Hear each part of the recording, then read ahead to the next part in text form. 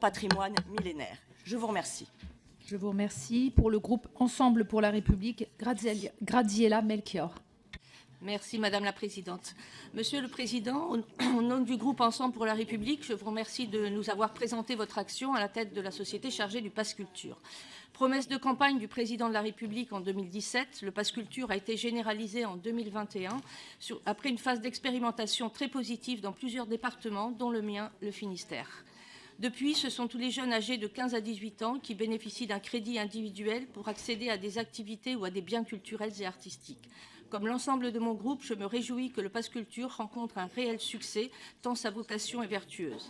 En effet, l'objectif du Pass Culture est de démocratiser la culture et de la rendre accessible aux jeunes qui en sont les plus éloignés. Toutefois, comme tout dispositif, il doit bien sûr être amélioré pour être plus efficace, notamment au regard du coût qu'il représente pour les finances publiques. Aussi, il convient certainement de se pencher mieux sur l'opportunité d'ouvrir à des financements privés, mais aussi de travailler au ciblage, peut-être à partir de critères sociaux, comme vous l'avez évoqué. Que pouvez-vous nous dire sur ces deux pistes ?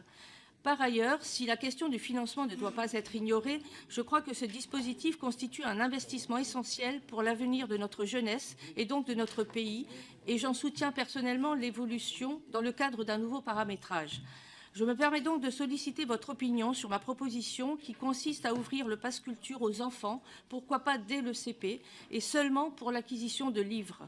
Car avoir un livre à soi, c'est avoir un univers à soi que des années après, on retrouve avec émotion lorsqu'on le feuillette à nouveau. Et nous savons à quel point, en dehors de l'école, la pratique de la lecture à la maison et en famille est essentielle.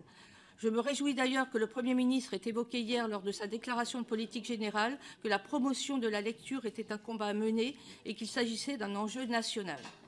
Je crois en effet qu'il s'agit d'un investissement majeur, à la fois pour mieux lutter contre les dégâts causés par l'omniprésence des écrans, mais aussi bien sûr pour développer le vocabulaire de nos enfants et leur ouvrir d'autres horizons, développant leurs connaissances et leur culture.